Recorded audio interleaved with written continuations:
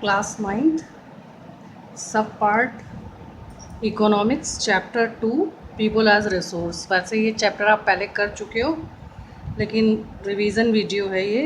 एक बार फिर से आप इस चैप्टर को रिवाइज कर लो। तो सबसे पहले हम देखते हैं कि पीपल एज रिसोर्स क्या है।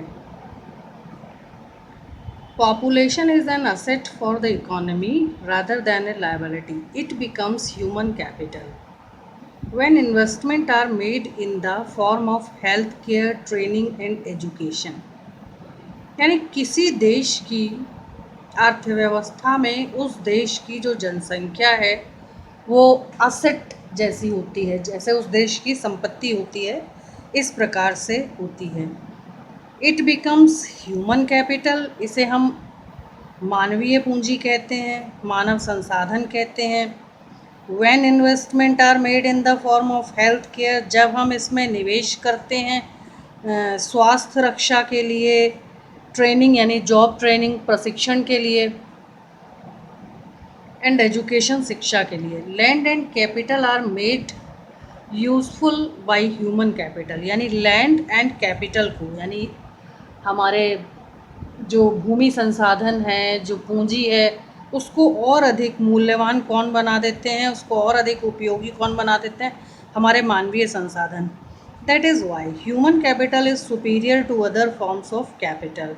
इसीलिए जो मानवीय पूंजी है वो अन्य पूंजियों से कहीं बेहतर पूंजी मानी जाती है।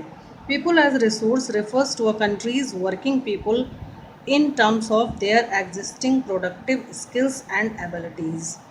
यानी मानवीय संसाधन जो हैं वे एक देश के लिए काम करते हुए, अपनी उत्पादनशीलता का इस्तेमाल करते हुए, अपनी क्षमताओं और कौशल का विकास करते हुए उस देश के आर्थिक विकास के लिए काम करते हैं। This productive nature of population helps to develop the gross national product of a country through its abilities. यानी इस प्रकार से अपनी क्षमताओं का विकसित उपयोग करते हुए, अपनी उत्पादनशीलता की प्रकृति का उपयोग करते हुए वे ग्रॉस नेशनल प्रोडक्ट यानी जो सकल राष्ट्रीय उत्पाद हैं उसमें योगदान देते हैं। So it is also known as human resource. तो इस प्रकार से हम इस प्रकार की पूंजी को मानवीय संसाधन कहते हैं। टॉपिक है इन्वेस्टमेंट इन ह्यूमन कैपिटल, यानी कि मानवीय पूंजी में निवेश। Investment in human capital through education, training and medical care yields a return just like investment in physical capital. यानी मानवीय संसाधन में शिक्षा, प्रशिक्षण, स्वास्थ्य रक्षण इस प्रकार के निवेश हैं जिस प्रकार से फिजिकल कैपिटल में किए गए अन्य प्रकार के contributions. For example, more educated और better trained persons earn higher income, कि एक उदाहरण है कि शिक्षित व्यक्ति बेहतर तरीके से प्रशिक्षित अगर है तो वो व्यक्ति जो है वो बहुत अधिक अर्न कर सकता है, because they give higher productivity, क्योंकि वो अपनी उत्कृष्ट उत्पादनशीलता का परिचय दे सकता है टू देयर एम्प्लॉयर्स, अपने मालिक को या जहाँ वो नौकरी करता है उसको। इन द सेम वे, इसी प्रकार से a healthier person can also give higher productivity and earn a good income. इसी प्रकार से एक स्वस्थ व्यक्ति जो है अपनी उत्कृष्ट उत्पादनशीलता का प्रयोग करते हुए बेहतर ढंग से बेहतर अर्न कर सकता है। People can be turned into A productive asset by spending resources on education and health for all. यानी अगर हम देखें तो जो किसी देश की पॉपुलेशन होती है वो उस देश की बहुत ही प्रोडक्टिव असेट होती है, यानी बहुत ही उत्पादनशील संपत्ति होती है, जिसके लिए कि कुछ तर्क दिए गए हैं उसे साबित करने के लिए। नंबर 1 है spending resources on education and health for all, यानी कि सभी के लिए व्यय किया जाए शिक्षा और स्वास्थ्य पर, यानी जो भी नागरिक देश में है उन सभी की शिक्षा और स्वास्थ्य पर अगर निवेश किया जाए तो वो बेहतर ह्यूमन रिसोर्स बन सकते हैं। सेकंड है कि giving training to industrial and agricultural workers, यानी जो कृषिगत क्षेत्रों में और औद्योगिक क्षेत्रों में काम करने वाले श्रमिक हैं उन्हें बेहतर प्रशिक्षण दिया जाए फॉर यूजिंग मॉडर्न टेक्नोलॉजी, तो वे अत्याधुनिक तकनीकी का उपयोग करते हुए बेहतर प्रदर्शन कर सकते हैं। नंबर थर्ड है providing useful scientific researches as and so on, अगर बहुउपयोगी वैज्ञानिक अनुसंधानों का इस्तेमाल भी किया जाए और उन्हें प्रशिक्षित किया जाए तो वो बेहतर ढंग से अपने आप को प्रूव कर पाएंगे। नेक्स्ट टॉपिक है investment in education and health, यानी कि शिक्षा और स्वास्थ्य में निवेश। Investment in human resources through education and medical care can give high rates of return in future, कि अगर मानवीय संसाधन को उत्कृष्ट बनाने की दृष्टि से शिक्षा और स्वास्थ्य रक्षा पर बेहतर निवेश किया जाए तो भविष्य में उससे अच्छे रिटर्न आने की उम्मीद होती है। This investment on people is the same as investment in land and capital, ये उसी प्रकार का निवेश है जिस प्रकार से कि लैंड एंड कैपिटल में इन्वेस्ट किया जाए तो उससे फ्यूचर में इन रिटर्न रिजल्ट्स आने की जो भी एक्सपेक्टेशंस हम कर सकते हैं उसी प्रकार से इसको लिया जा सकता है। As educated parents are found to invest more heavily on the education of their children, यानी शिक्षित माता पिता जो होते हैं वो अपने बच्चों की शिक्षा पर बहुत अधिक धन व्यय करते हैं।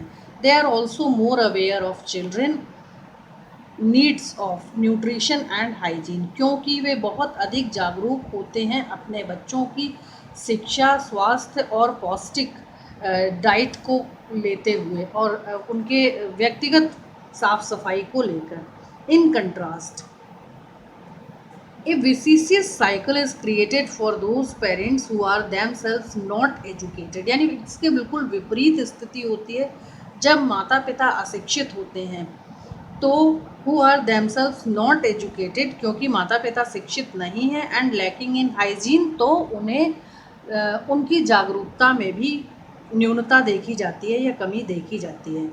यहाँ एक एग्जाम्पल है जापान का कि countries like Japan have invested heavily in human resources because they did not have adequate natural resources, यानी जापान जो है वो एक ऐसा देश है जो कि मानवीय संसाधन के दृष्टि से विश्व में सर्वाधिक विकसित देशों में से है, लेकिन उनके पास अपने व्यवस्थित प्राकृतिक संसाधन नहीं हैं। दे इम्पोर्ट द नेचुरल रिसोर्सेज, इसलिए वे प्राकृतिक संसाधनों का आयात करते हैं नीडेड बाय द कंट्री, जितनी की उनके देश को ज़रूरत होती है। They have invested on people specially in the field of education and health, वे सबसे ज़्यादा निवेश विशेष तौर पर अपने देश के मानवीय संसाधन के शिक्षा और स्वास्थ्य पर करते हैं। These people have made efficient use of other resources like land and capital, और इसी प्रकार से उनके जो निवेश हैं वो बिल्कुल ही पर्याप्त होते हैं उसी प्रकार से किए गए निवेशों के आधार पर, जैसे कि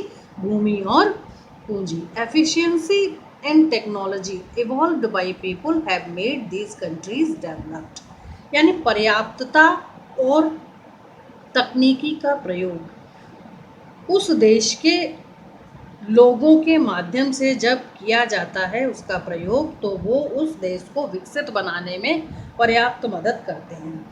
नेक्स्ट टॉपिक है economic activities by men and women, यानी आर्थिक क्रियाएं पुरुषों और महिलाओं के द्वारा।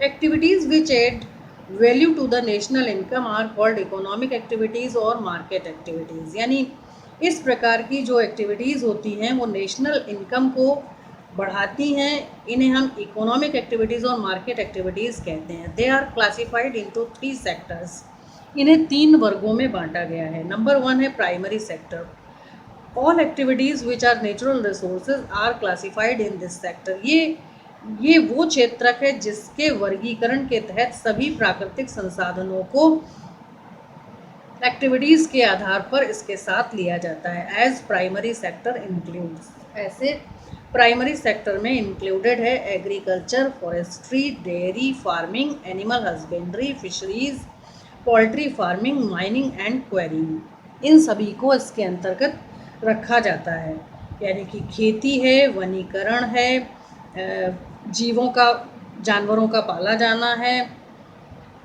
मत्स्य पालन है, मुर्गी पालन है, उत्खनन है, और उत्खनन से उत्खनन से खनिजों का निकाला जाने की प्रक्रिया जो है वो प्राइमरी सेक्टर के अंतर्गत रखा जाता है। सेकेंड है secondary sector. All activities which use products produced in the primary sector for manufacturing of goods are classified in this sector. यानी वे सभी एक्टिविटीज़ जो प्राइमरी सेक्टर के प्रोडक्ट के आधार पर प्रोड्यूस की जाती हैं इस सेक्टर के अंतर्गत रखी जाती हैं। All manufacturing processes, manufacturing means होता है विनिर्माण, तो सभी मैन्युफैक्चरिंग प्रोसेसेस को इसमें शामिल किया जाता है, एंड कंस्ट्रक्शन। नंबर थर्ड है टर्सरी सेक्टर। टर्सरी सेक्टर क्या होते हैं? All activities which are support the primary and secondary sectors are classified in this sector. वे सभी एक्टिविटीज़ जिन्हें प्राइमरी और सेकेंडरी सेक्टर को इसके द्वारा सपोर्ट किया जाता है, यानी प्राइमरी और सेकेंडरी को ये सपोर्ट करता है। These include trade, transportation, communication, sales and services, education, health, tourism, banking, insurance, legal services, government etcetera. यानी ये सभी जो हैं step by step and stage by stage जो हैं वो इससे जुड़े हुए हैं और ये अपनी सर्विस प्रोवाइड कराते हैं। इसे मेनली हम ट्रांसपोर्ट सेक्टर, कम्युनिकेशन सेक्टर या फिर हम इसे सर्विस सेक्टर के नाम से भी जानते हैं। नेक्स्ट टॉपिक है economic activities has two parts. जो हमारी इकोनॉमिक एक्टिविटीज़ होती हैं उनके दो पार्ट्स होते हैं। नंबर वन होता है मार्केट एक्टिविटीज़।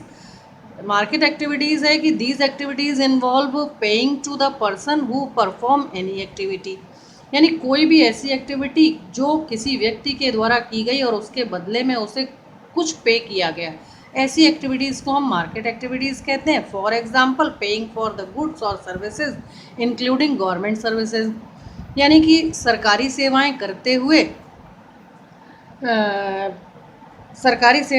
हुए या सरकारी उत्पादों को बनाते हुए जो भी पेमेंट किसी व्यक्ति विशेष को मिलती है उसे हम मार्केट एक्टिविटीज़ कहते हैं। जस्ट इसके उल्टा होता है नॉन मार्केट एक्टिविटीज़ में। These activities are not paid as production of these activities is for self consumption, यानी ये वे क्रियाएँ हैं जिन्हें करने में कोई पेमेंट किसी को नहीं दी जाती है, सेल्फ कंजप्शन के लिए उनका प्रयोग किया जाता है। फॉर एग्जाम्पल, उदाहरण के लिए, a mother looking after children, यानी एक माँ का अपने बच्चे की देखरेख करना।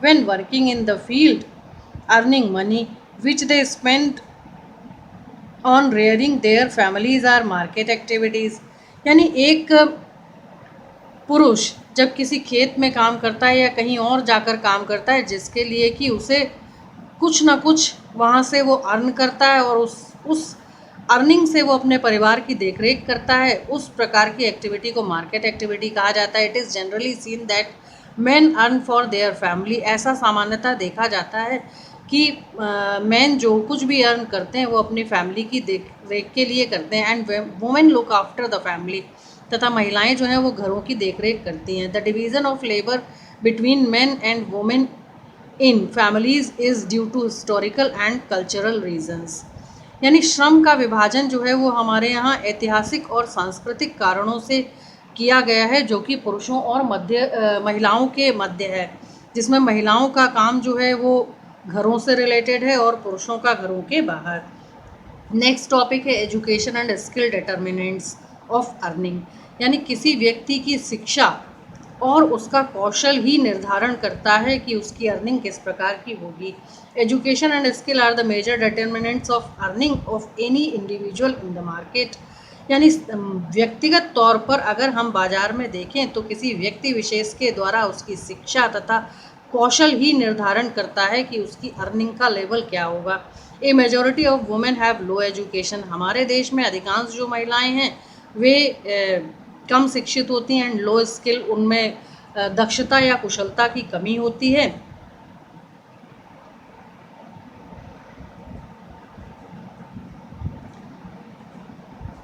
एज कम्पेयर टू मैन, यानी पुरुषों की तुलना में। Most women work in primary sector, अशिक्षित होने के कारण अधिकांश महिलाएं जो हैं प्राइमरी सेक्टर में काम करती हैं। विच लैक्स जॉब सिक्योरिटी, जहाँ पर उनको उनके काम की को लेकर सुरक्षा नहीं प्रदान की जाती। लीगल प्रोटेक्शन, वहाँ पर कोई भी लीगल प्रोटेक्शन उन्हें प्रोवाइड नहीं किया जाता। And provides irregular and low income, तथा उन्हें अनियमित और बेहद ही कम अर्निंग वहाँ से होती है क्योंकि जॉब सिक्योर नहीं होती। There is also absence of basic facilities like maternity leave, यानी उन्हें यहाँ पर बेसिक फैसिलिटीज़ भी प्रोवाइड नहीं की जाती क्योंकि यहाँ पर जॉब सिक्योर नहीं होती। इसलिए यहाँ पर ऑर्गेनाइज सेक्टर्स के कोई भी रूल्स और रेगुलेशन फॉलो नहीं किए जाते। चाइल्ड केयर लीव, उन्हें अपने बच्चों की देखरेख करने के लिए कोई छुट्टी नहीं मिलती। And other social security system, तथा अन्य कोई भी सामाजिक सुरक्षा प्रणाली जो है उनके ऊपर लागू नहीं होती। ऑन द अदर हैंड, अन्य शब्दों में कहें तो women with high education and skill are paid equally as man, कि अगर कोई भी महिला जो है हाईली एजुकेटेड है, हाईली स्किल्ड है, तो उसे जो भी अर्निंग होती है वो पुरुषों के बराबर ही होती है।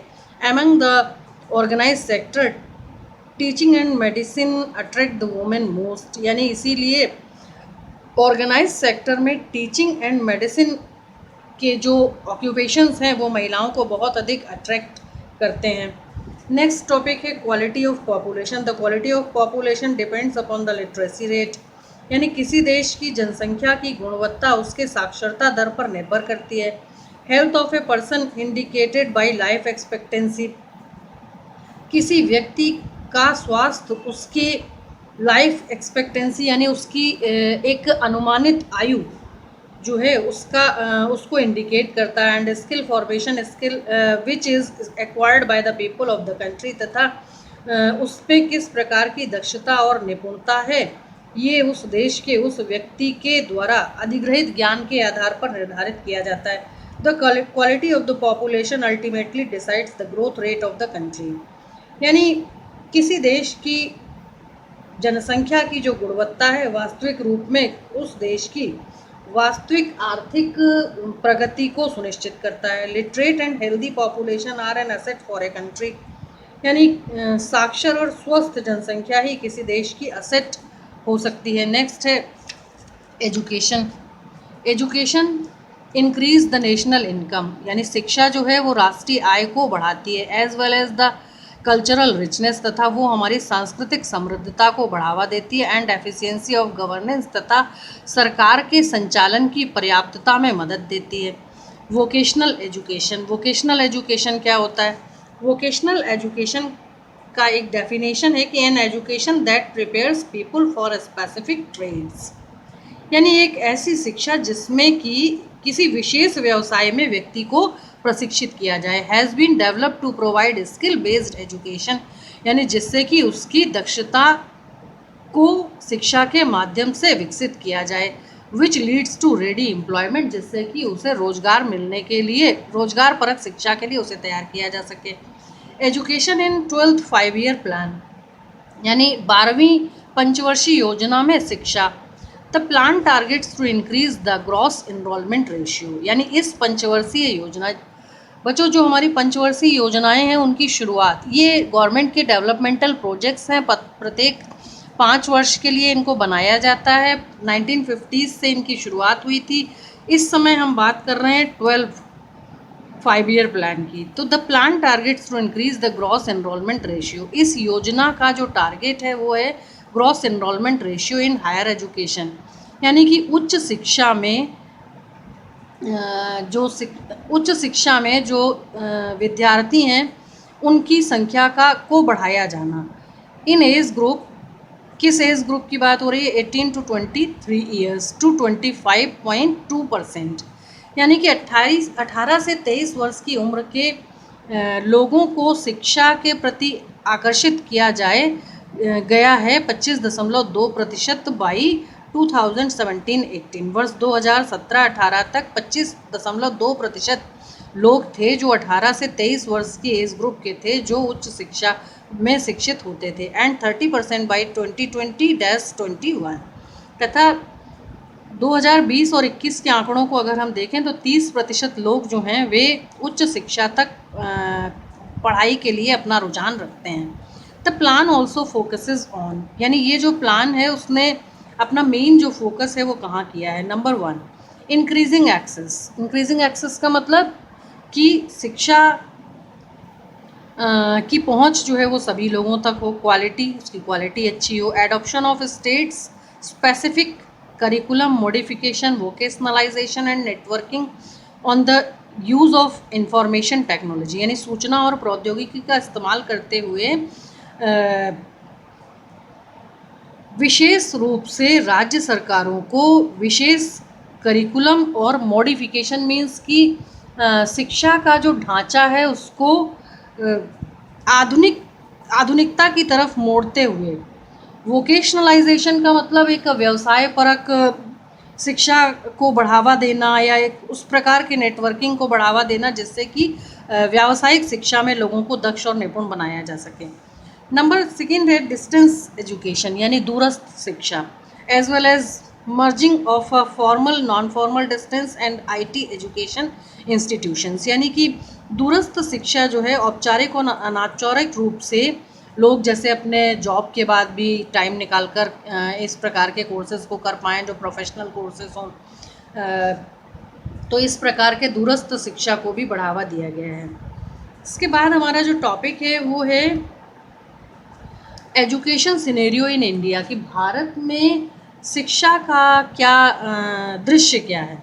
There is provision for providing universal access, यहाँ पर एक प्रावधान बनाया गया, एक प्रावधान तैयार किया गया जिससे कि universal access for providing education, इसका मतलब कि सभी लोगों को समान रूप से शिक्षा के अवसर प्रदान किए जाएं। Retention and quality in elementary education, और इसमें प्राथमिक शिक्षा की गुणवत्ता को बढ़ाते हुए सबकी पहुंच बनाई जाए। With a special emphasis on girl, इसमें विशेष रूप से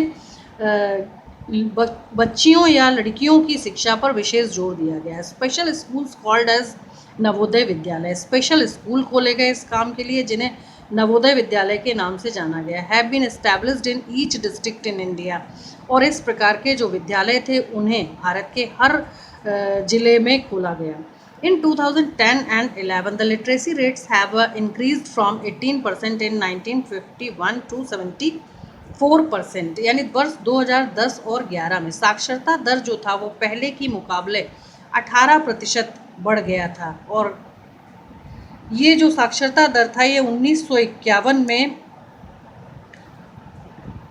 18% था जो कि बढ़कर अब 74% हो गया। Female literacy remains much lower then male literacy, यानी महिलाओं की जो साक्षरता दर है वो पुरुषों की साक्षरता दर की तुलना में काफ़ी कम है ऑल ओवर इंडिया, संपूर्ण भारत में।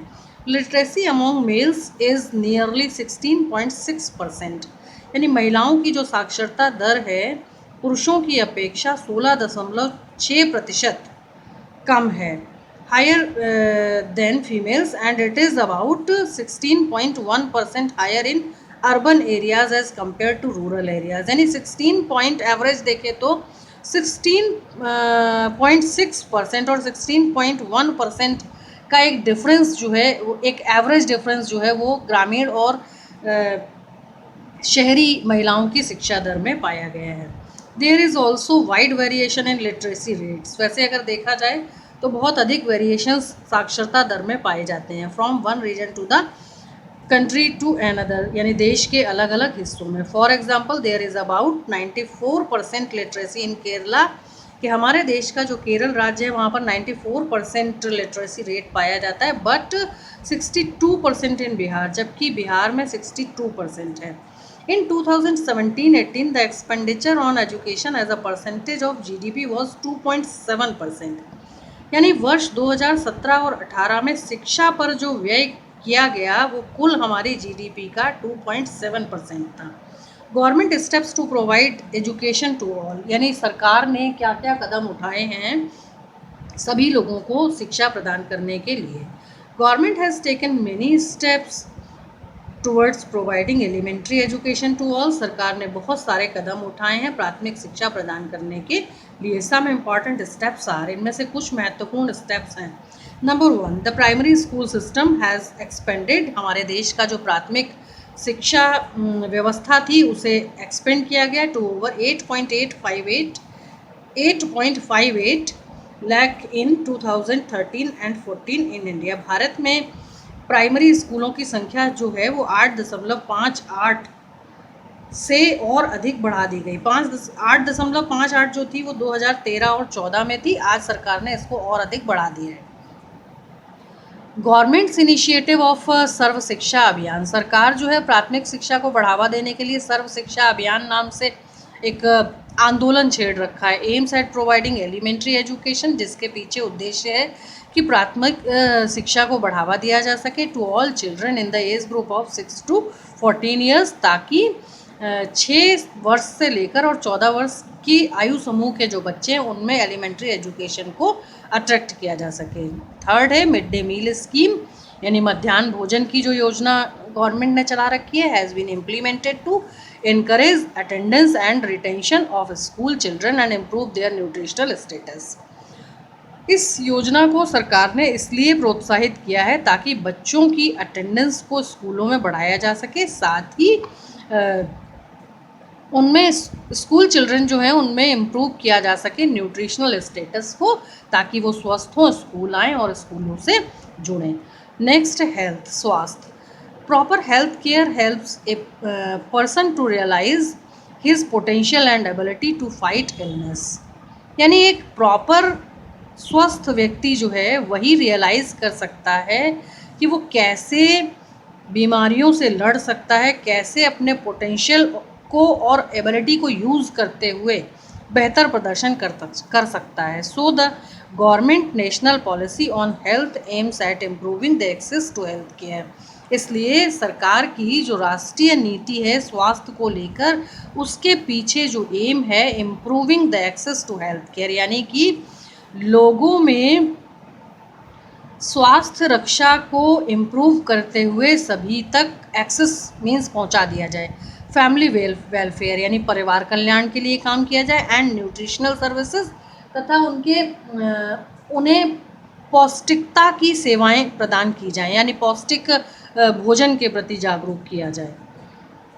ड्यूरिंग द लास्ट 50 ईयर्स, यानी पिछले 50 वर्षों के दौरान, India has built up a vast health care, यानी भारत ने एक बहुत बड़ा एक स्वास्थ्य रक्षा का एक नेटवर्क जो है तैयार किया है। मैन पावर एंड इंफ्रास्ट्रक्चर, जिसमें कि बहुत अधिक मैन पावर को इंगेज किया गया एंड बहुत बड़ा एक इंफ्रास्ट्रक्चर यहाँ पर तैयार किया गया, जिस पर बहुत अधिक व्यय किया गया है, जिससे कि लोगों को अच्छा स्वास्थ्य प्रदान किया जाए और उनकी लाइफ एक्सपेक्टेंसीज़ को बढ़ाया जा सके। द रिजल्ट्स आर, इनके परिणाम क्या है। नंबर 1 है लाइफ एक्सपेक्टेंसी। अब हम आपको बताते हैं कि लाइफ एक्सपेक्टेंसी होता क्या है। इसका एक डेफिनेशन है कि it is a statistical measure of the average time and individual is expected to live, यानी कि एक व्यक्ति अपने लिए एक औसत और अनुमानित आयु क्या रखता है। अगर वो स्वस्थ है तो उसकी आयु लंबी होगी, अगर वो बीमार है तो उसकी आयु छोटी होगी। तो life expectancy has increase to over 68.3 in the year 2014, यानी कि मेडिकल केयर एक्सेस के बाद लाइफ एक्सपेक्टेंसी को बढ़ाकर 68.3 कर दिया गया, यानी एक व्यक्ति की औसत आयु जो है, अनुमानित आयु जो है वो 68.3 यानी 68 ईयर्स होनी चाहिए। वर्ष 2014 में सरकार की ये तैयारी थी।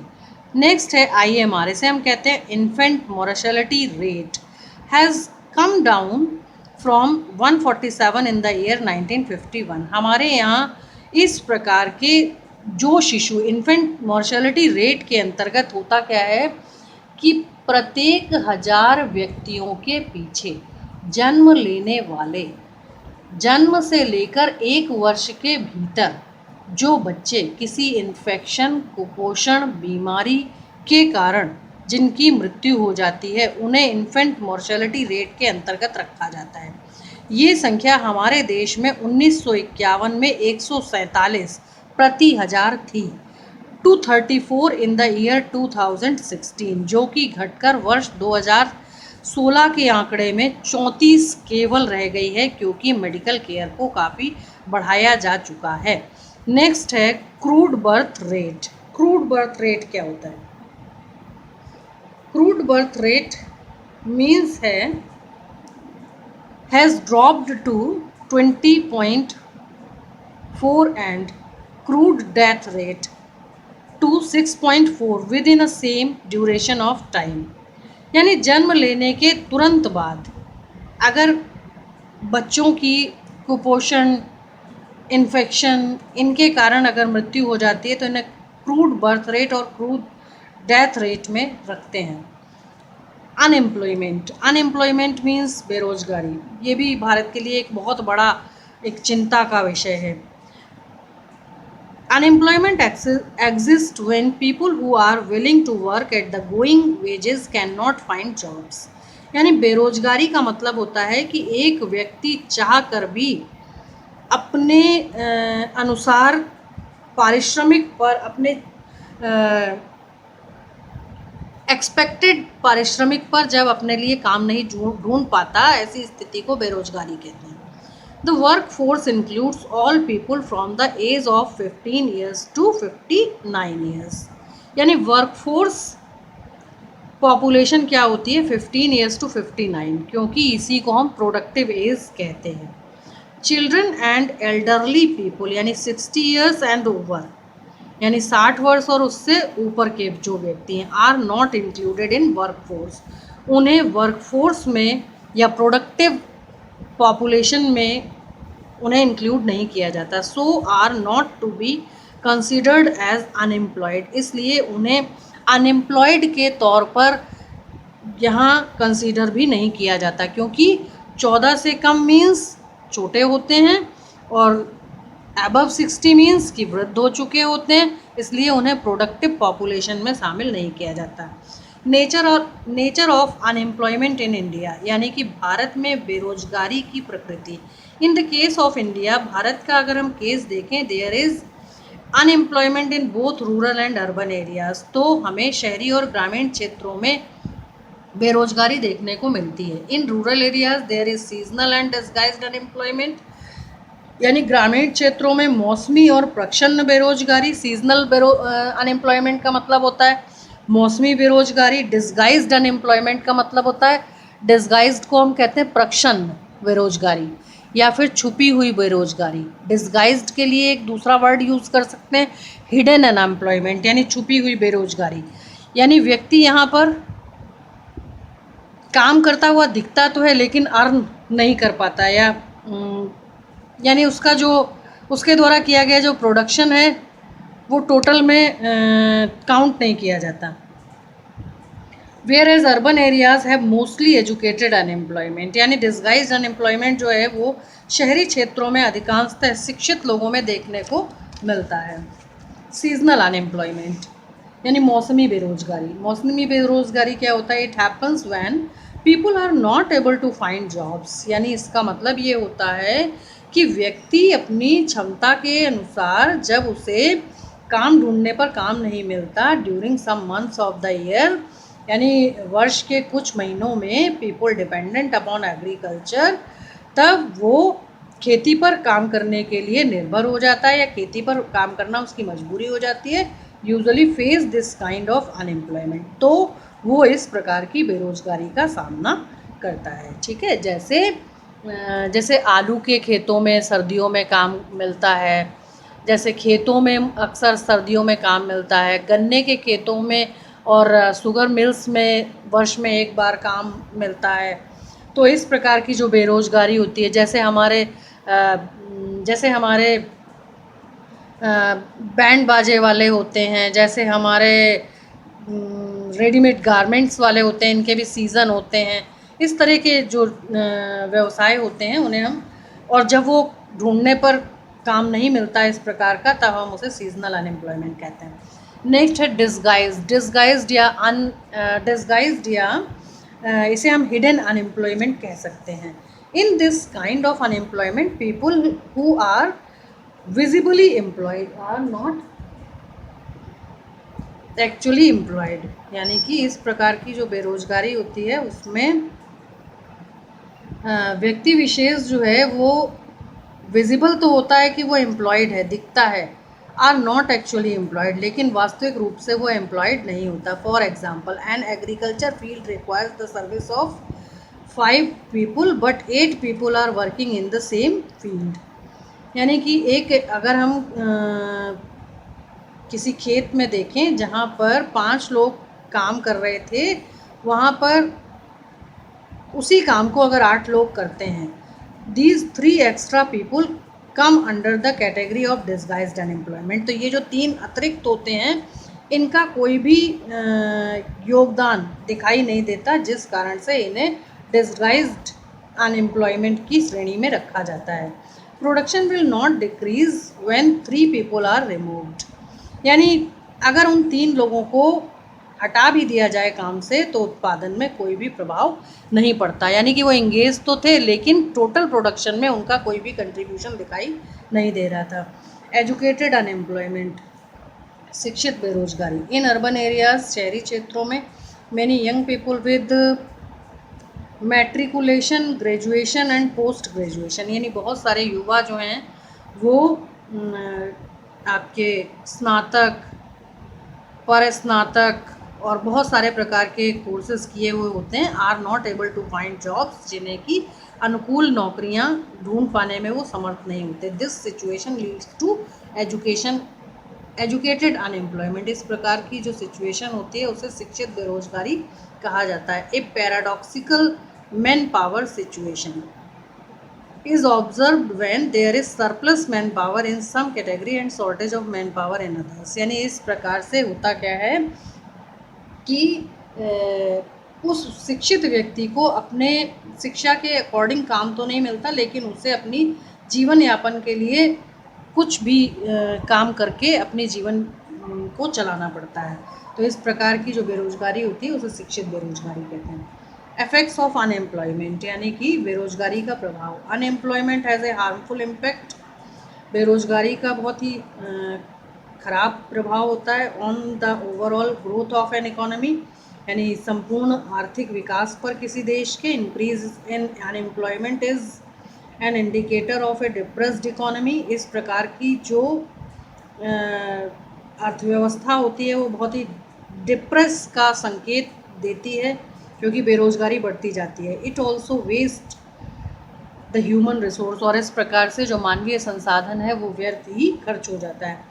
Unemployment affect the economy in following veg, यानी बेरोजगारी जो है उसका प्रभाव इस प्रकार से भी दिखता है। Number 1, unemployment leads to wastage of manpower resource, यानी बेरोजगारी के कारण मानव शक्ति संसाधन जो है वो व्यर्थ होता दिखाई देता है। People who can be asset for the economy into A liability. अब क्या होता है कि इस प्रकार के जो बेरोजगार व्यक्ति होते हैं वो अर्थव्यवस्था में संपत्ति ना होकर एक अर्थव्यवस्था के लिए एक जिम्मेदारी बन जाते हैं। Feeling of next number 2, feeling of hopelessness, यानी कि उनमें निराशा जन्म ले लेती है।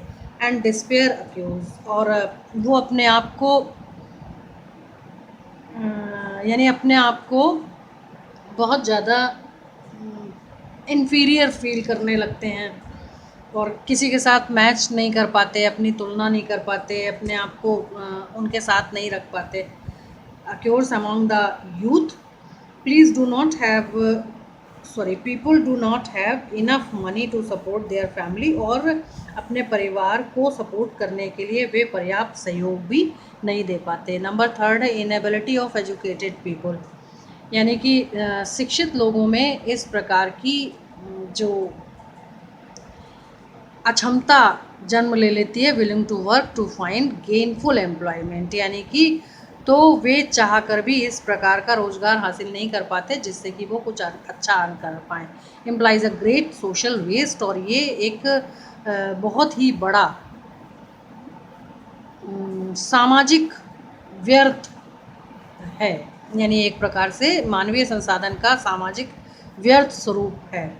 नंबर 4 है unemployment tends to increase economic overload, यानी बेरोजगारी जो है वो एक आर्थिक भार है और ये लगातार बढ़ता जाता है। नंबर नेक्स्ट है the dependence of the unemployed on the working population increase, यानी कि बेरोजगारी जो है वो वर्किंग बेरोजगारी जो है वो ऐसे लोगों को इंक्रीज़ करती है जो कि टोटल पॉपुलेशन में बेरोजगारी को इंक्रीज़ करता है, जिससे कि देश पर लायबिलिटी के तौर पर उनकी डिपेंडेंस बढ़ जाती है। नंबर नेक्स्ट है the quality of life of an individual as well as of society is adversely affected. यानी इस प्रकार से किसी व्यक्ति का व्यक्तिगत जीवन की गुणवत्ता तो इससे खराब होती ही है, साथ ही समाज पर भी इसका बहुत अधिक प्रभाव पड़ता है। एंड लास्ट है there is a general decline in health status and rising withdraw from the school system. और ये सामान्यतः उसके स्वास्थ्य स्तर तथा उसके स्कूलिंग सिस्टम जो था सामान्यतः वहीं से ये डिक्लाइन दिखाई देने लगता है कि वो व्यक्ति आगे चलकर क्या होगा, कैसे होगा। लास्ट अपना टॉपिक है एम्प्लॉयमेंट स्ट्रक्चर, यानी कि रोजगार का ढांचा। Agriculture is the most labour absorbing sector of the economy. यानी कृषि जो है वो सबसे ज़्यादा लेबर एब्जॉर्बिंग सेक्टर है, इसको सबसे ज़्यादा लेबर चाहिए होता है। But there is problem of disguise, लेकिन सबसे बड़ी जो समस्या है वो है हिडन अनएम्प्लॉयमेंट या प्रच्छन्न बेरोजगारी इन दिस सेक्टर। इस सेक्टर में most of the primary sector activities are self employment. यानी अधिकांशतः प्राइमरी सेक्टर में जो एक्टिविटीज़ की जाती हैं वो सेल्फ एम्प्लॉयमेंट के तौर पर होती हैं। As where the whole family contributes in the work, जिसमें कि उस परिवार विशेष के प्रत्येक सदस्य के द्वारा सहयोग किया जाता है। The secondary sector absorbs labour force in its small scale manufacturing units. Secondary sector में मैन्युफैक्चरिंग यूनिट्स में स्मॉल स्केल पर लेबर एब्जॉर्ब की जाती है, क्योंकि स्मॉल स्केल है तो यहाँ पर लेबर बहुत ज़्यादा नहीं चाहिए होती है। Tertiary sector also absorb labour. Tertiary sector जो है ऑल्सो एब्जॉर्ब करता है a lot of labour. Some of the surplus labour in agriculture moves to these two sectors. यानी कि एग्रीकल्चर सेक्टर और टर्सरी सेक्टर जो हैं उनमें सबसे ज़्यादा सरप्लस लेबर दिखाई देती है। In tertiary sector new services like biotechnology and information technology are appearing. Tertiary sector में कुछ सर्विसेज जो हैं वो न्यू एक्सिस्टेंस है उनका, as biotechnology and information technology are appearing, जो कि अभी अभी नए आए हैं। इस क्षेत्र में भी बहुत सारे जो एक्सपर्ट और स्किल्ड लोग हैं उनको एक्सेस मिलेगी। तो इस प्रकार से जो एम्प्लॉयमेंट स्ट्रक्चर है उसको इंक्रीज़ करने में गवर्नमेंट जो है वो स्टेप बाय स्टेप काम कर रही है। तो इस प्रकार से ये हमारा चैप्टर था पीपल एज रिसोर्स। तो एज रिवीजन आप इस वीडियो को फिर से देखें और इसके एक एक पॉइंट को अच्छे से सुनें और फिर उसके बाद अपने चैप्टर को अच्छे से पढ़ें। ओके।